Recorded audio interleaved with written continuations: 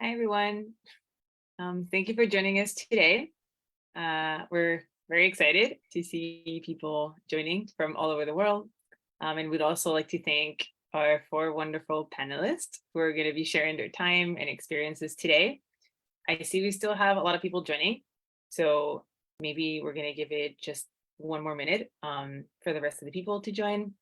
And at the end of the event, we're going to have time for questions from the audience. So please type any questions in the chat box that you want panelists to answer. So after they finish their interventions, we will have time to pick a few questions from the audience. So maybe, yeah, can we give it 1 minute? Because I see like a lot of people joining.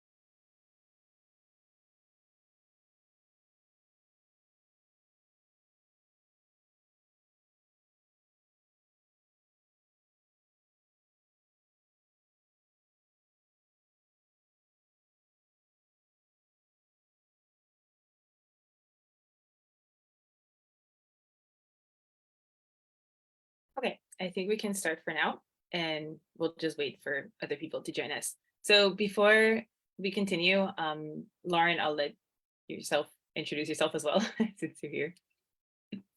Hi, everyone. My name is Lauren Donison. I'm the founder of Hear My Voice Women's Network. It's really wonderful to have all of you here today. I also see my colleagues, Evelyn and Camilla, also here today. We're really excited to be hosting this event as part of the 16 Days of Activism Against Gender-Based Violence. We've also been running a daily campaign where we're bringing together voices of people from all over the world to talk about specific issues of gender-based violence in their countries. This is an extension of that campaign where we've also today got 4 wonderful panelists who are going to share with us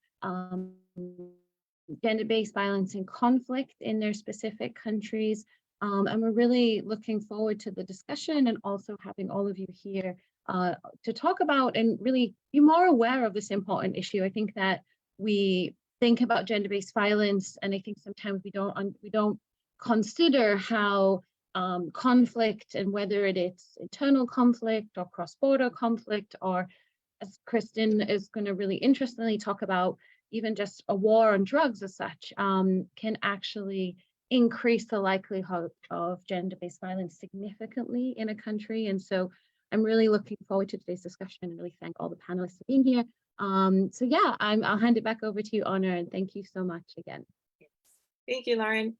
Okay, so let's start first with the first question, and I'm gonna hand it over to Shanuki first. So I would like you to first just share with us what kind of work are you doing in the field of gender-based violence, and which conflict would you like to discuss with us today? Hi, everyone. Thank you for joining, and thank you for this opportunity. I've been involved as a civilian advocate, I would say, for most of my adult life. But in recent times, I have engaged more in the area of gender-based violence. More specifically, I've been a consultant, a communications and advocacy consultant with different NGOs in Sri Lanka. I'm based in Colombo, and I've worked in the gender space as an advocate for various issues. I also have a talk show that I started off on YouTube, and that talks about gender-based narratives, and I use that as a space for advocacy for social justice.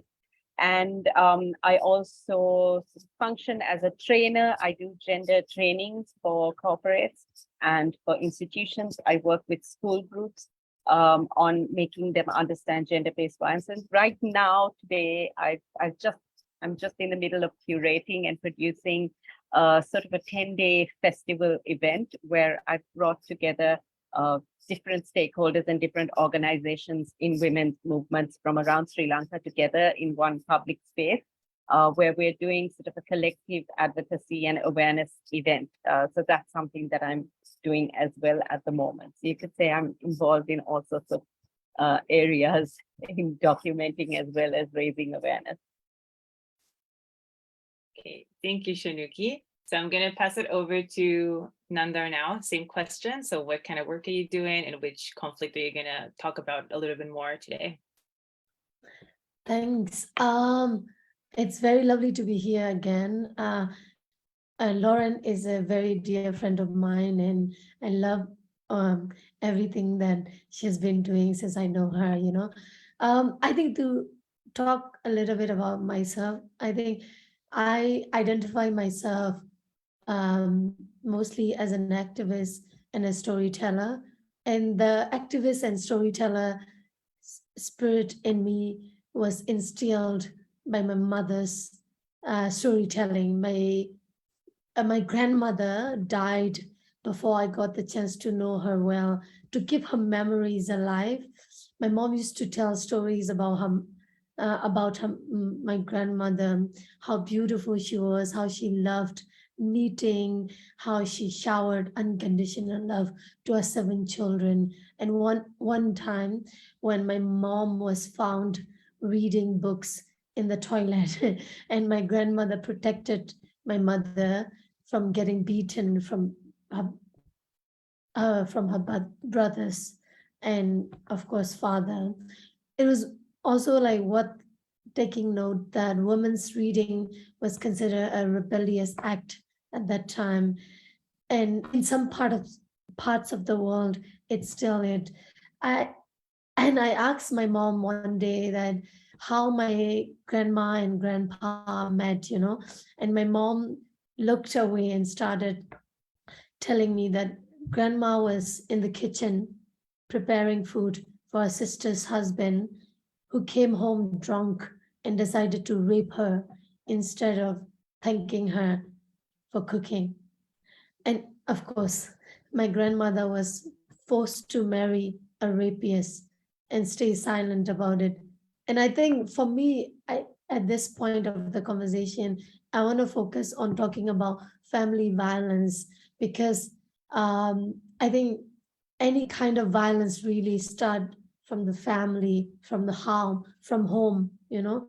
And I think we learned love and violence or abuse or any kind of good and bad things from home. And I think for me, telling that story itself is a reminder that I can't fight against the injustice that my grandmother lived through. And I believe that storytelling also help remove barriers and challenges for us, from my grandmother not having the language to express what happened to her body, to my mother daring to tell that story, and to me being the activist here shows that storytelling can be the bridge to build a better future. And I think I am the living proof of that. And I carry my grandmother in my heart, and I dedicate every work I do for her. So I think basically at this point of the conversation, I'll be talking about family violence or the root causes of the violence and how we learn to normalize those violence. Yeah. Okay, thank you, Nandar. Maybe Isaiah, can you also talk about your experience in this field and what would you like to talk about today? Oh, thank you. Thank you so much for giving me this opportunity. My name is Isaiah Piwot from Kenya. I'm a human rights defender and a community paralegal, working in North Frontier County called Rift Valley in Kenya. I'm a pastoralist I'm from the pastoral community. And as pastoralists, and we usually are deep-rooted. We have very deep-rooted cultures whereby women are being oppressed and the men are quiet. So I happen to have seen my sister, my own sister, getting married and getting abused, and she was killed. So, and everybody was silent, nobody could talk about it. And I say, no, I have to speak on behalf of the ladies. That is why in the community as an activist, I usually come out in defense of the rights of women, the rights of the children, and the most vulnerable people in the community. So what we usually do with others, because I don't work alone, we rescue young girls who have been forced into marriage to old people in exchange for cows, because we are in a pastoral community where women are traded for livestock like cows and goats. When they are forced into marriage, very young girls, we usually work with others. I take the lead in ensuring that the girls are rescued, and we take them to safe houses. We provide counseling. The other issue that we usually work with others is help them assess justice in the formal justice system, and also get medical services from the government. And our work specifically, and my work that is inborn, is ensuring that people have access to justice and ensure that there is respect for human rights in the society. Thank you, Isaiah. And Christina, could you also share what work you're doing and which conflict or situation would you like to talk about today? Yeah, of course. Well, thanks again, and hi everybody. My name is Christina Hinz, and I'm a researcher based in Brazil. A researcher, actually a writer, and also a consultant. At the moment, I'm working, or the main focus of my work is on violence, security, and organized crime here in this country, mostly, of course, in the context of the so-called Brazilian war on drugs. But I'm not only a researcher, I also have a column at Open Democracy, which is called Women in Dark Times, Feminist Perspectives on Violence, Security, and Organized Crime, which is published in English, Spanish, and Portuguese, and read in many countries. So I'm also all the time very interested, in building these bridges and like pushing these cross-country dialogues, which I think are so important. So I'm particularly happy to be here today and to share my work with all your amazing work and the incredible audience which is here today. So which conflict am I going to talk about? As I said, the main focus of my work is not an official armed conflict, or not what we understand, or we would understand, or the international community understands as a real war. However, in Brazil, the government unleashed in the 1980s what they call the war on drugs, which is a so-called war mainly between police and military forces and different groups of organized crime. So what happened here, since the arrival of cocaine, let's say in the 60s, 70s in South America, in Brazil, the first organized drug trafficking factions really emerged and took power and are concentrated in shanty towns in the urban peripheries, right? And their presence augmented on the one hand, increased on the one hand, heavily the presence of firearms. So we have like these armed trafficking factions controlling many neighborhoods in Rio de Janeiro, for example. And on the other hand, you have this increase of armed violence on the one hand between rival drug trafficking groups who are in disputes for territory, for market, for access of markets. On the other hand, since the 1980s, we have this huge amount of police and also military operations. So it's also something to think about, that the government has actually launched military operations inside the own country, right? In urban security or security of a city such as Rio de Janeiro, where I'm based right now. So these police and military operations have been denounced internationally, nationally and internationally, because of the huge degree of brutality and the different types of human rights violations. So Brazil ranks among the countries with the highest level of police violence in the world, which is a little bit difficult to measure because, you know, the data differs a little bit across countries, you know, and the registration of these cases. If you take the data from the last year, Brazil would actually be the champion in police violence, right? So what state forces or the lethality demonstrated by state forces in this country in many occasions in the past has overshadowed the number of fatalities demonstrated in actual wars and actual recognized arms conflict, what I think makes this panel so interesting.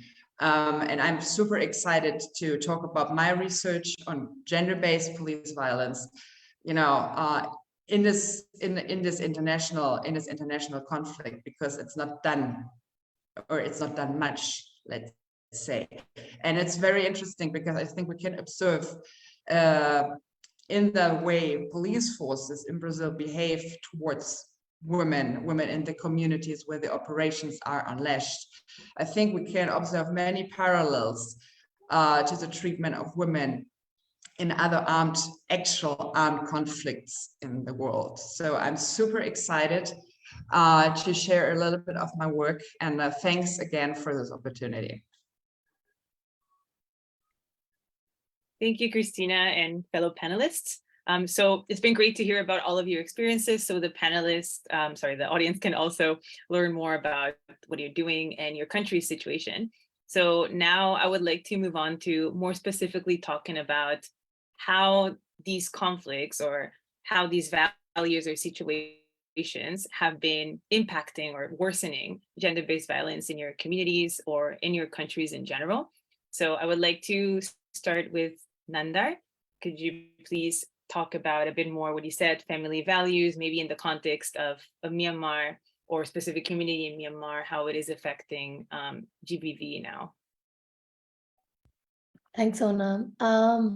I think that as of now, what we can say is that comparing to my grandma generation, that now at least we have the language to talk about gender-based violence or sexual violence. You know, my grandmother who was raped but didn't know that that is exactly what happened to her, and she thought that it was something that is expected to happen if you're born with a female body. And I think my mother was also, by the way, married when she was 18 years old. It was an arranged marriage. And I think in my generation, at least now, we can choose who we want to marry. You know, it's not like we have to follow the traditional norms or traditional values to identify who we are. I think at that time in my grandma and my mother generation, women's value were solely identified by culture and traditional norms. And I think that has slightly changed. Of course, this doesn't mean that women are not being raped in my country and women are not being forced to do arranged marriage. They are still doing that. But at least now, because of the effort and the work of feminists in this country, now people know that whatever happened to them, there's a language to interpret the story and tell the story to the neighbors or to someone. And I think that is a big deal for me, that the positive side of it is that people now have the language to express the sufferings. And it's also connect with mental health, since the COVID or the coup, people have been able to understand that mental health aspect of our life has been opened up. And I think it's okay for us to speak up what is happening to us. And I think specifically for me, I want to sort of go back and highlight about family violence. I think a lot about my own normalization as well. Like where are these traditional and culture norms that I've started normalize, and it always comes down to my family. I grew up in a very traditional farmers family where there's a specific certain expectation you have to meet, and I was very happy to be that a child where I have to be a certain way because I'm a woman. I have to dress certain way, speak certain way, sit certain way, and become certain way. And I thought that was the norm, and that was the only way that I can be. But I think I was slightly lucky. This word is also tricky itself. I was lucky enough to study abroad. When I was studying outside the country, I realized that there's this thing called human rights that we are born with, and that was not taught to us in our education or in our family or in our society, that women also have human rights just as much as men do.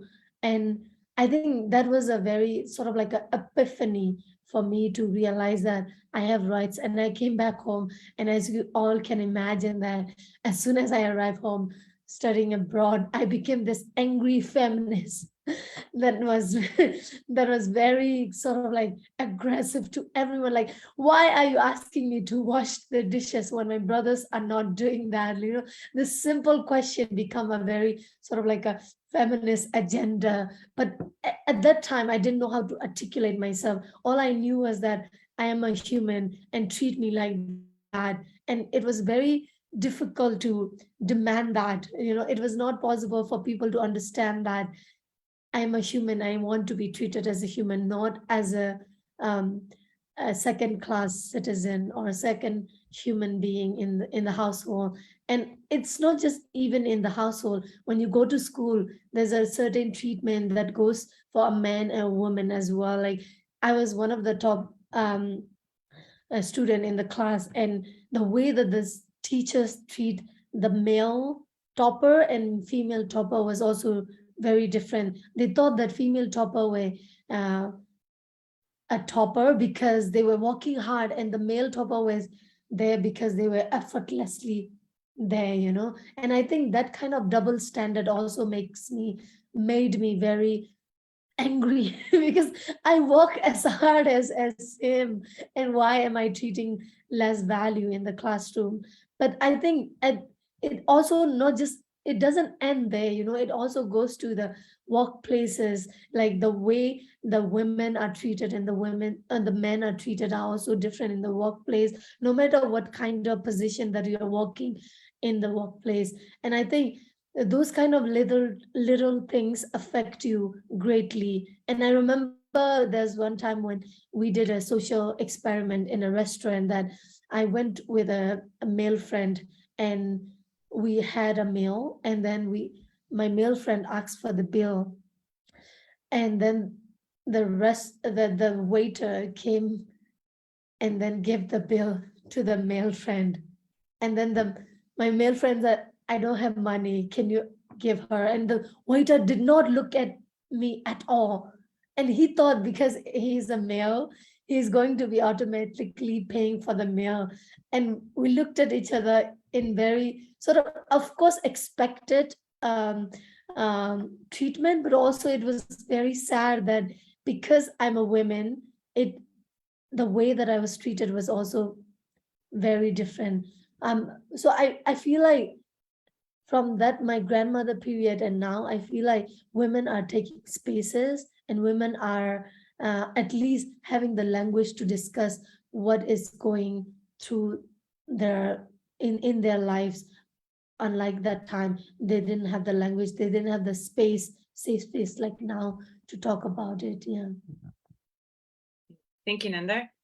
Before we move on to the other panelists, I would also like to invite the panelists to maybe comment on what Nanda was sharing, because I'm sure some of you have also had similar experiences or know people that have had similar experiences regarding family values and culture, how it was before and how it is now. Someone like maybe Christina or Shanuki, or if not, Yeah, we'll- I'll take a shot at it. I think, thank you, Nanda, for sharing. And I think there are lots of similarities and parallels in my part of the world as well. I think largely it is a South Asian thing as well to have these social attitudes and these patriarchal behaviors in families that turn us into, angry feminists, so to speak. And I've been there, and a lot of the time I am there still.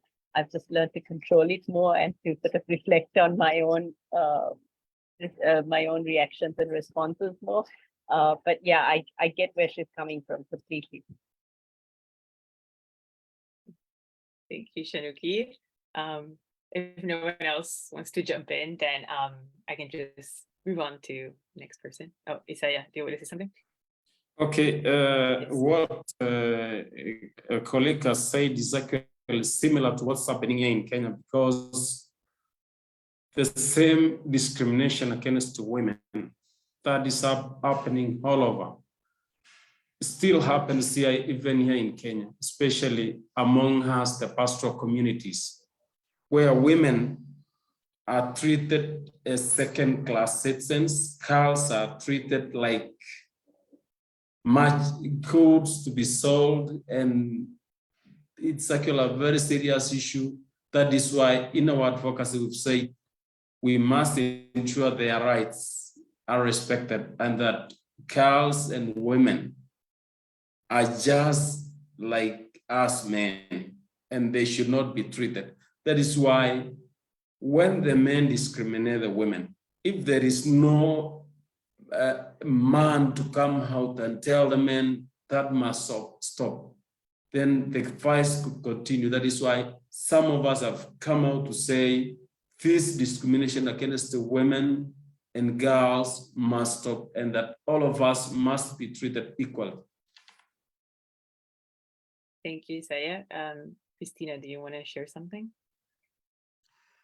Well, I was a little bit hesitant because, I am actually from Germany, however, living for more than 15 years in Brazil. So, what I can share personally, right, is of course my own upbringing, which had also, and it's interesting because you wouldn't maybe expect that, but I encountered all these difficulties. When I was growing up, I was always a little bit outcasted within the family system. However, I had the great luck that my father all the time was behind me. So I had a really, really strong, really great father figure who helped me a lot, to find my own voice and to speak up. So in that way, I hesitated a little bit with feminism, because, I had this great male figure in my life, and, my father really giving me lots of strength. And now you have to stand up for yourself. You can do whatever you want. And my mother was like, yeah, but, why all this politics? Why don't you get a boyfriend? Why don't you go shopping? So I was this kind of feminist who wanted, first of all, I didn't identify as a feminist. Second of all, I wanted to hang out with the boys, right? And then, in my 20s, I moved here. My father died, and the contact with my mother decreased significantly. And then I don't know, I really got to know many, many great women, human rights defenders, friends, people engaged. And I really, had to review my own very negative view of femininity. And then it took me a while to really incorporate this into my identity, into my work. And I'm actually so glad I did. And today I have many great females at my side, also many great men at my side, which I think are very powerful allies, and we have to work together, because actually patriarchal systems is something that affects all of us in a very bad way, right? Of course, women are in a more vulnerable position to really be abused, right, in these kinds of situations, because you also have obviously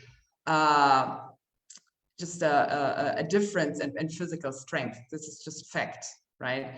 But also patriarchy is very bad on men and doesn't give them any kind of like freedom to be vulnerable, to be themselves, maybe to even be more feminine than society expects, because this is considered weak. And then us women, you know, we have to behave as if we didn't have proper strength, if we couldn't, you know, really have our own voice and fight for what we think is right. Thank you, Christina. I'm glad we had the opportunity to talk about feminist principles, and it's really interesting to hear how all of you have similar thoughts, even though you come from different places. So I wanted to ask Isaiah, since we were talking about how specifically, you know, situations or conflicts in countries impact gender-based violence. I understand that in Kenya, sometimes there's a lot of ethnic tensions. So how do you think this specific situation affects gender-based violence in your context? Yeah, what the situation here is that when there are communal conflicts over resources, that is water, grazing lands, usually different communities fight, especially now that the effects of climate change are real. There is a lot of conflicts, and women bear the brunt of the conflicts, because when the communities fight, women and children suffer, they get displaced from their homes. When their husbands get killed, they become vulnerable. The girls, they lose livelihoods. The girls gets raped. Others migrate. When their livestock are stolen, they become poor, they lack food. And as a result of that, they become vulnerable. They move away to some semi-urban areas, and men take advantage of their situation. They get defiled, they become pregnant, and they are left in the streets. Others are raped, the others are sold. And as a result of that, they even lack, even those going to school, they discontinue going to school. The others, they cannot access medical care. The female genital mutilation practice, which is method on the young girls, is high. That activity is practiced when there is conflict. And as a result of that, I think women and girls suffer so much. And if when they don't go to school, the level of illiteracy go up, and the child bearing age, they become mothers when they are very young, and the cycle of poverty continues in the community. The women are suffering, they don't go to school. Actually, it's a very sorry situation, coupled with forced marriage. When they are displaced from now that there are new phenomenon of what we call privatization of community land. When violence is used against the communities, they get displaced. When the military men come to restore order, the police and the military rape the same girls again. They have children which nobody knows the father. It traumatized them. It's actually a situation which has impacted so much on the women and girls. Thank you, Saya. So Shanuki, I think that in your case in Sri Lanka, there was a civil war for a long time as well. So do you think there's any similarities with what Isaiah is saying, like how how did this conflict really affect GBV in your country, and do you still feel the effects to this day? Very much so, and thank you, Una. Yes, what I wanted to talk about, which I realized I didn't mention at the beginning, the conflict I wanted to talk about was the civil conflict and the post-conflict impacts on women who had experienced GBV in my country. And it's unusual for somebody to talk about it in the international space because there's so much, I think, oppression and suppression by various factors in talking about this. I have the privilege of not working directly for an NGO and not being employed by an organization that works directly in this subject matter. In that I cannot be targeted as much as those who do work in the space can, which is why I'm using this opportunity and this panel to sort of tell the story on behalf of those who have done the work, who have done the research, who have sort of engaged with survivors of GBV in our conflict, who unfortunately are not able to disseminate their work or publish their work in public because of the ramifications, because of the consequences that they will have to face. Unfortunately, in Sri Lanka, there has been GBV in conflict has been recorded and documented in many different ways, not by myself, but by lots of eminent organizations and verified, credible organizations, as well as we have had many accounts of human rights violations that have been brought to the international court's notices. A lot of the time, the GBV, because we had two factions, we had the armed groups like the LTTE, ethnic terrorist groups, and then we had the government of Sri Lanka that were engaged in this conflict. Unfortunately, what the research and the findings show is that a lot of the gender-based violence that women and girls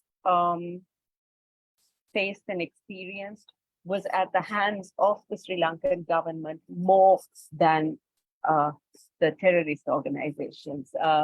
So it is something that nobody wants to accept and nobody will ever acknowledge, I think, in an official space, but it is what has been recorded in case stories and case studies. And it is also stories that are suppressed. And to this day, there has not been transitional justice. It's just been there have been certain infrastructures put in place to tick a box, I would say, and I'm being very open and transparent about it now because many can't say this out loud, and I have the privilege of being able to do that. That certain offices and certain systems were put in place to appease an international community that pressured for accountability by the government. But whilst you put something in place, the implementation of that office has not yet happened. So we don't see that transitional justice actually having come to fruition. We have the Office of the Missing Persons. We have countless stories of women journalists who have been who have experienced various forms of harassment, intimidation, and violence. We have had accounts of women belonging to the ethnic minority groups who, through various narratives, through various negative portrayals of those ethnic minority groups, were associated and aligned with Tamil terrorist groups simply because of their ethnicity and not because of the reality of, they had nothing to do with the terrorist organizations, but just by default because of their ethnicity. There has been a sentiment because of this triumphalism that the government has sort of ridden on, the fact that they won the war and the fact that, we have this kind of majority Sinhala Buddhist, they call it patriotic movement against an ethnic minority that represents terrorism. That's how the narrative was formed. And unfortunately, it's the women and girls who bear the brunt of a lot of that pain. And we do have mothers, wives, daughters who have suffered in very many different ways because of the conflict. So I think for Sri Lanka, it's a very difficult place to be in because as a community, we cannot move forward.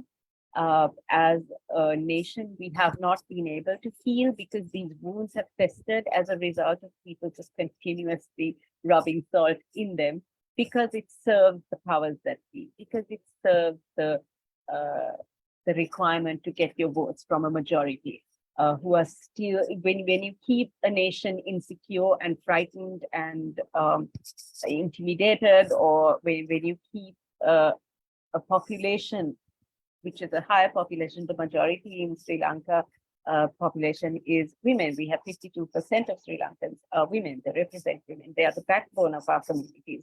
But you keep their voices hushed, then you have the patriarchal ideology that's able to keep holding on to the power structures in the country.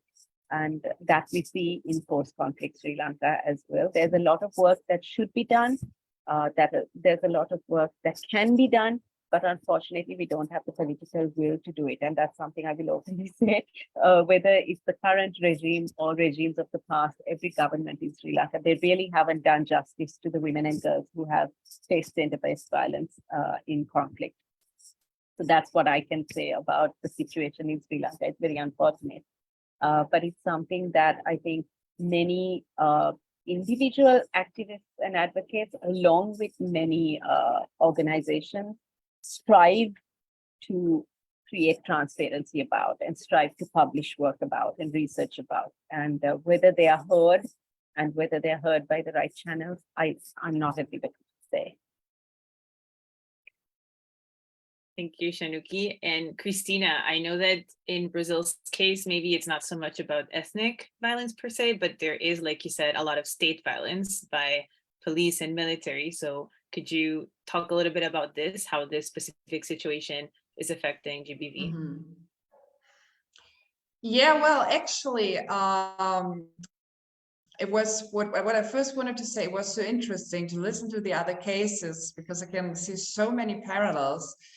And actually, your assessment might not be completely wrong, but also not completely true, because about the ethnic component, because you know, the Brazilian war on drugs, it has actually a racist component, you know, because who is targeted as the drug trafficker, as the stereotypical drug trafficker?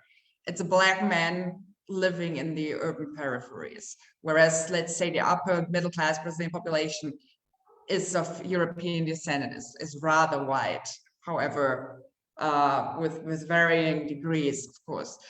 But you know, like the Black population in Brazil has significantly lower income, has a significantly higher presence in these urban shanty towns, and is to an incredible high rate, significantly more prone to be a victim of police violence. Actually, before I go to gender-based police violence, what we see today is that if we look at police killings, like the people police actually kill, then we look at the stereotypical image of the internal enemy that they have, you know, the Black armed men, right? The drug trafficker. And then they associate this image to the youth, right? To any kind of adolescent, teenager, young man living in these shanty towns, right? They are all somehow associated with this stereotypical image of criminality. And then you look at the number, 95% of police killings are men. So actually, like, how does police forces kill a woman? Well, they kind of don't do it that often. They do it in a different way, right? I come to that. But if we look at the number of police killings, 95% are men. So women are not in this count. The violence that they suffer are invisible. But what I think is also very important, that of these 95% of men killed by police, more than 90% are Black. More than 90% live in these urban peripheries, and a very high number of them is under 30. Right, I don't know the exact percentage now, but you have, like this police killings. They call it, the genocide of the young Black Brazilian youth, right? Because they target these young Black men from the peripheries.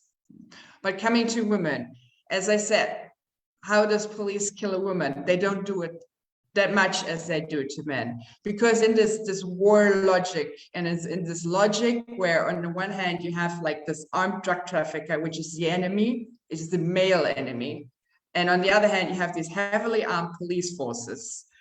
Also with this war logic, where in a war we have to eliminate the enemy, right?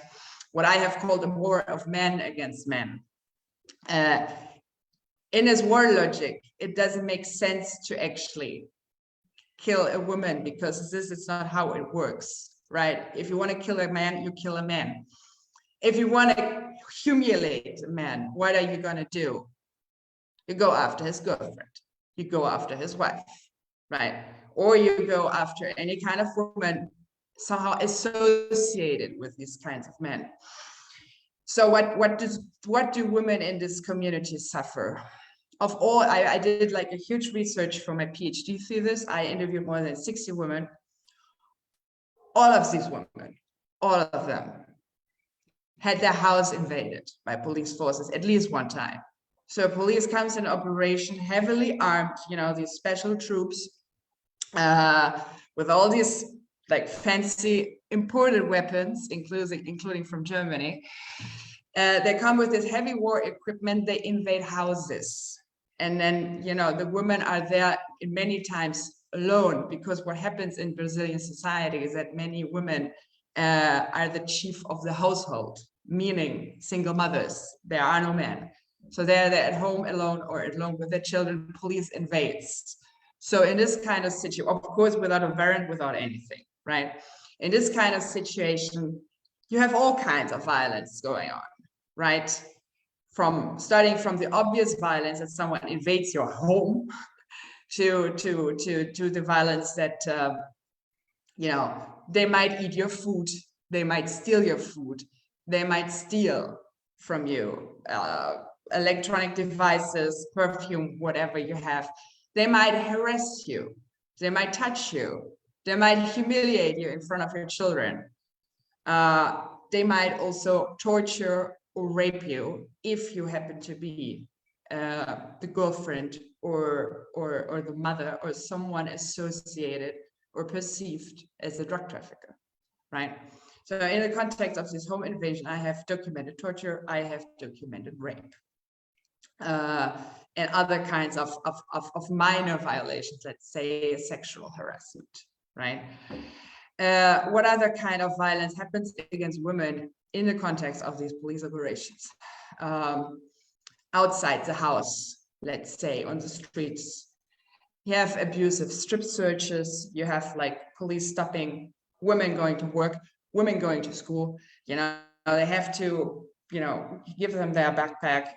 Sometimes they do like an entire body search. So like a policeman is searching you, even though they couldn't because of the law. The law says that only a woman can search another woman, but they don't care. So, and I also have this sexual harassment occurring in the context of these illegal body searches or illegal strip searches, right? So, and I would actually make the point that, how do you kill a woman? Maybe it's rather a slow death, because of all these violences, all these different types of violence which are inflicted on women on a very regular basis, right? The psychological pressure is extremely high. And every time there is a police operation, women go like, are they going to invade my house today? Are they going to come for me today? Right? And you know, this anxiety starts, right? Oh, police is coming. I have to dress up. So I go to bed in clothes because they might invade my house. So at least I'm dressed. Oh, you know, this kind of stuff. Or there's an operation somewhere there. Oh, they're coming here. Blah, blah, blah, blah, blah, blah. So you have this huge psychological pressure all the time. You know, my son, he went outside. You know, there's an operation going on. Can he make it home? Are they going to shoot him? Now, this is a very real fear. And also because also all the women I have interviewed, all of them know someone shot by the police. So this is also for mothers a very real fear. So you have this psychological pressure on you all the time. And the incidence of women actually, you know, auto-medicating, you know, their anxiety, this panic attacks, this kinds of you know, post-traumatic stress symptoms is extremely high, and there is no psychological assistance. Very few, of course, not state-sponsored. And I think the biggest problem is if you have your rights violated by the state, if you have your home violated by the states, if you have your body violated by the state, where you're going to go, right? So where you're going to go, where you're going to tell your story. You know, you're going to go to police to say, police invaded my house, police harassed me, police threatened me, right? So there is no real way out. And the women who really have the courage, you know, to confront and say, no, I'm going to file a report. No, I'm going to fight for my right. They invaded my house, I'm going to fight. It's very small because they're scared. And also they don't have the means to move away, right? And they're scared that if they speak up, they're going to be targeted again. So I'm talking too much, Yeah, but thank you, Christina. Yeah. I just really didn't want to cut you because it's super interesting. And I know that everyone is interested. But yeah, we don't have a lot of time left. So maybe we can just do a quick round of suggestions, because you've all talked about how this is affecting your country. So what can be done to respond, mitigate this violence in your country? So Nandar, can we start with you? Nandar? What can be done? I don't know. Like, I actually, the third question that you asked, I wanted to just kind of sum up with poetry that I wrote, like how helpless and hopeless we feel as a feminist in this country. So I'll just read that poetry, and I don't think it will be very hopeful, but I think it will be something that everyone can slightly relate to. So I'm just going to read a very short poetry. It's called The Failing Feminist. I am the failing feminist, the bad feminist, the angry feminist, the guilty feminist that grew up worshipping the penis of Lord Shiva and still living under the coup, where they whisper young girls can go to school but have to be polite and nice and yes, say yes all the time. I'm tired of hearing how misogynists are still winning the battles. I'm tired of feeling sorry and guilty for the rape, assaults, and violence that men caused. I'm tired of seeing men not learning to evolve. I'm tired of sleeping with my eyes open. I'm tired of being the failing feminist who talks about vagina and period without a crowd. I'm tired of building the courage for the change that no one wants to see. I'm tired of living in the world that was built to accommodate cisgender men. So yeah, if someday I am silent instead of speaking out, know that it's not because I don't have a voice. It's because I'm tired of being the bad, guilty feminist, carrying the sins of racist, sexist, misogynist over my shoulder for 20, 80 years, waiting for my turn to spin the wheel so that I can come home to myself. I think every feminist are waiting for their turn to spin the wheel so that they can empower and change the world. something like that. So yeah, Ona, back to you. Thank you, Dandar. That was yeah, very emotional and beautiful. Thank you for sharing that with us. So I'm gonna move on to Isaiah. What do you suggest can be done to mitigate gender-based violence in your context? What can be done actually is increasing the awareness and bringing on board the perpetrators of violence to know that what they are doing is actually impacting very negatively and affecting women in the community. And what the advocacy had been doing all along is it been on the women. Now, if we have to change and target the men that what they are doing is not right, it could work. And the last one is on the global level. I think if we can have a cooperation, if we can have a learning experiences from different areas around the world so that others can provide solution for others so that we can solve this thing, because the solutions can be found within the global community.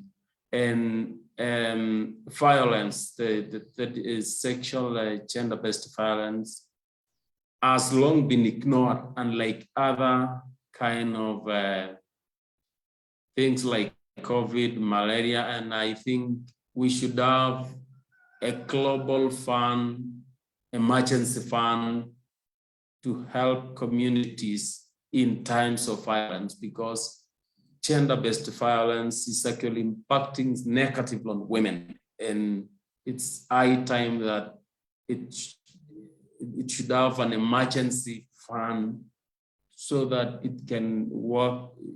It can do a lot of things to solve this issue, because it's affecting a lot of people and impacting negatively to billions of women and girls. Thank you. Thank you, Isaiah. Shanuki, what about you? What do you think can be done in your context, if anything can be done? Collaboration and coming out of our bubble of activism. Collaboration, because especially in this part of the world, and I'm going to be very quick about it, I promise. In this part of the world, we have multiple organizations who are fighting for the same slice of donor pie. And what happens is they work in isolation, they create their awareness, they create their advocacy, but they're doing it on their own to limited reach. And everybody's talking about different forms and intersections of gender-based violence.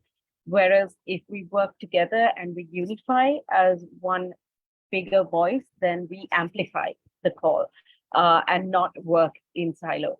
So I think collaboration is absolutely necessary, especially for smaller countries where we need to be heard in an international space in a louder way. And to get out of the bubble of activism, meaning we need to start speaking with people, speaking the language of communities rather than the language of activist organizations, because sometimes we use even GBV is not something that people in Sri Lanka understand. What does that mean? That is terminology and abbreviation that we use in our activism space, but it's not how they relate to the problem. So what we need to do is create social movement, and that is what that movement needs to be accelerated, because if you really people, communities, families, that will change society and will change our attitudes towards this issue. And so therefore we need to get out of that bubble and we need to do it together. That's what I think we should be doing. Thank you, Shanuki. And Christina, what would you like to add? Well, talking about my specific topic, I actually just read the amazing discussion here in the comment section. I'm actually really grateful for everybody who shared something here. And I maybe read out something here, which I found very enlightening from GD. Thank you for sharing women's struggles in terms of police force. I also had conducted a gender training in police force, and I've learned that gender courses I needed to include in police reform Myanmar. None of the policemen and police women have idea in terms of gender. Even police women themselves didn't realize that they're abused and violated within the department. This is so important and so interesting, because it's also precisely what I have seen in my work, what I have seen in Brazil. So that on the one hand, police forces are these extremely male-dominated organizations. Women were only admitted to police departments in the 80s in Brazil, and still it's this institution which has this, let's say, classical male institutional identity. So being police is something very masculine, you know, carrying a weapon, protecting, you know, you're in the mission to protect. Or if you're engaged in this war, you are in a mission to kill the enemy, right? So this is a very like male logic, which is at the center of public security understood in this war logic. So how can we change this? You know, how can we like change the understanding of public security, and also at the same time change the understanding of, you know, law enforcement of police is something which is not centered on the combat of the enemy, but centered on like the promotion of human rights, on citizen security, on security for women. So how can we change this mindset? Right. And I think this is the important point. And I'm not one of these persons who says, and maybe, you know, like from the people in the comment sections who have like worked with police themselves, maybe they have a different idea on this. I'm not one of the person that says, you know, how can we solve this problem? We just have to put more women into police. I think it's part of the solution, maybe, but I don't think that a person, for being a woman in this society still dominated by this patriarchal values, will automatically change the mindset. So I think it needs to be more profound than this, because women can also reproduce this logic, or if they have to, you know, like demonstrate their strength in these male-dominated institutions, you know, they can even, you know, imitate this kind of behavior and do it even worse themselves than, you know, than they had seen with other men. So they're going to be respected, right?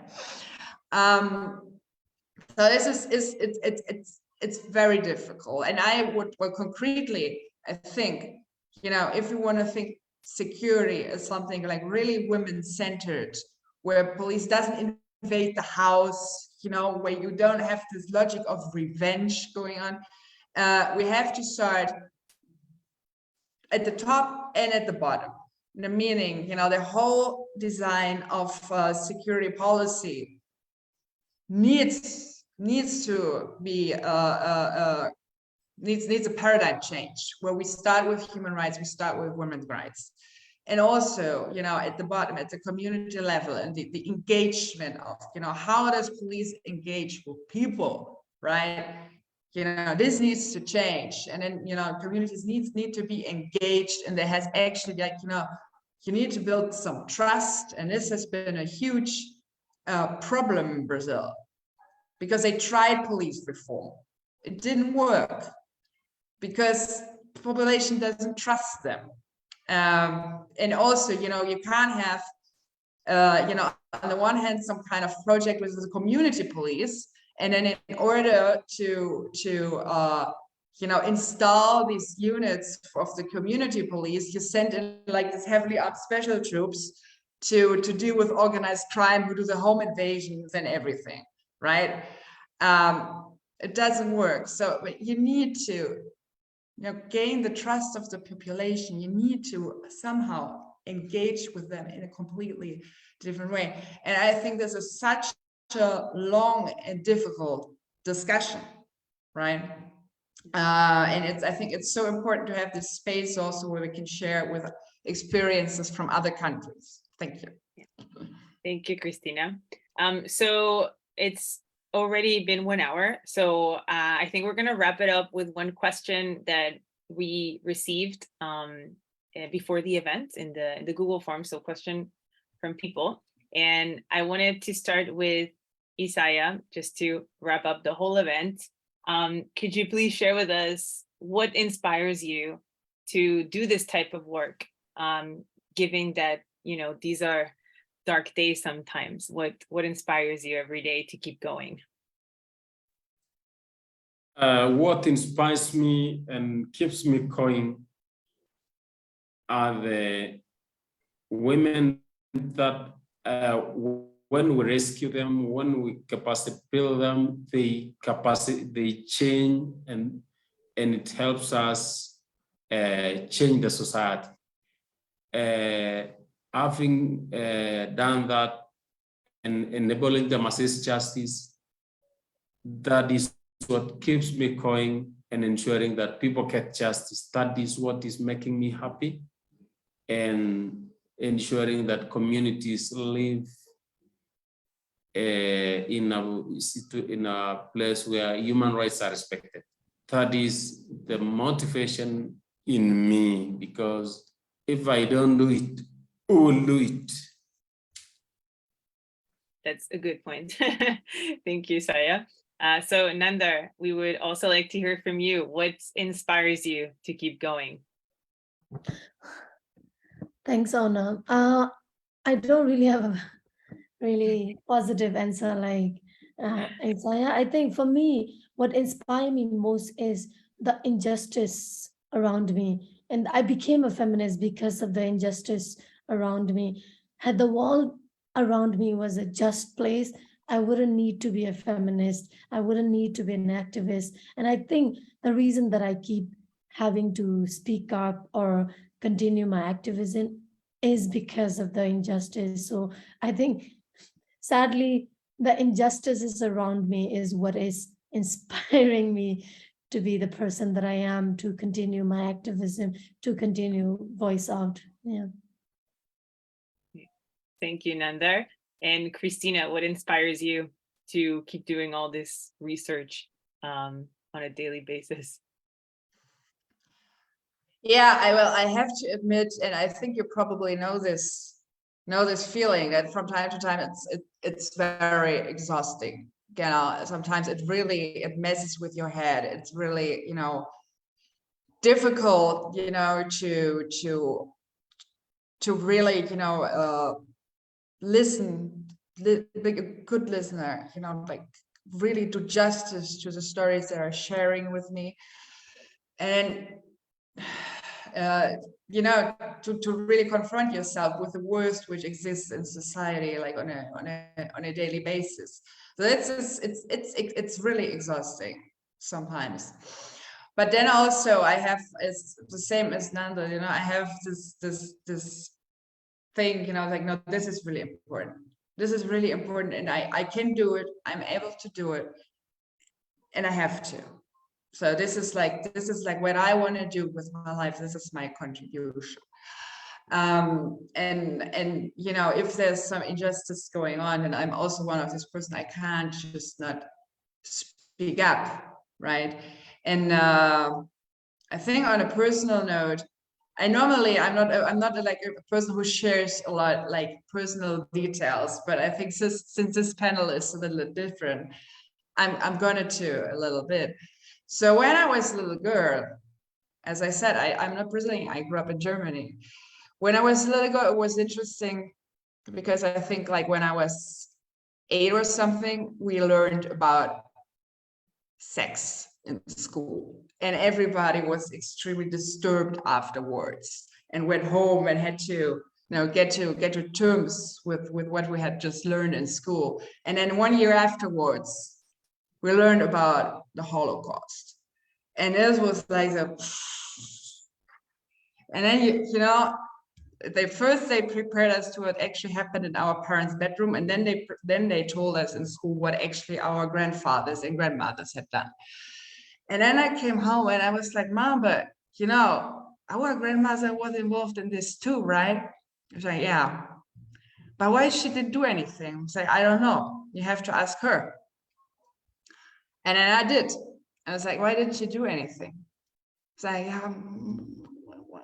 and you know, she was so ashamed because she didn't have an answer for me, you know. And I think they were like kind of preparing themselves for this moment. Like someday they're going to ask, you know, our granddaughter is going to ask, and we don't have any answer to give. And you know, like in this moment, I decided, you know, if someone's going to ask me, I'm going to show them what I did. And that's what motivates me. Okay, thank you, Christina, for sharing. That was very personal. But I'm sure others have experienced similar things as well. And lastly, Shanduki, could you please share with us as well what motivates you to keep going? Simply the resilience of women who have survived gender-based violence in all forms, just to see them going through something that traumatizes them and then moving on with their lives, building and reshaping and reformatting their lives and surviving inspires me, because if they can get through that, then I can keep doing my bit to be a voice in whatever way to support their journey. Thank you, Shanduki. Well, we're going to wrap it up here. Thank you so much to the panelists and to the audience who stuck with us so far. It was so great and so inspiring to hear all of you talk. And I know that Lauren also wants to share some final words. Yeah, thank you all so much. I think I always, I think what inspires me is this, having this opportunity to have 4 wonderful panelists, all of you joining us online, spending your time, out of your day to come and listen and learn. And I think that to me gives me hope that we're not just talking into the abyss of nowhere, and that there are people who are listening now. And I think it's really interesting. There was a lot of talk about language, and I think it's so important that we do normalize the language that we're using, talking about gender-based violence, and that we don't have this kind of, oh wait, don't talk about that. That's something that should be, kept over there and quiet, that we are standing up and saying, hey, no, this is happening and we're going to stop it. And we're all going to stand together to make that happen. And so I feel inspired by all of you today, and encourage anyone who is on this meeting today. And if you are interested to learn more, you want to chat about more things, you can always reach out to hear my voice. You can check out some of the programs that we have as well if you're interested in learning more and engaging. And yeah, we look forward to engaging with you further in the new year. We also do have a networking event, almost forgot, happening on the 10th of December to end the 16 days, where we'll be bringing together, hopefully, all of you, and we'll give you the opportunity to talk. We didn't have a lot of time today, but we'll give you a chance to talk with each other. And so, yeah, if you're interested in that event, I'm going to drop the link in the chat, and you can sign up there.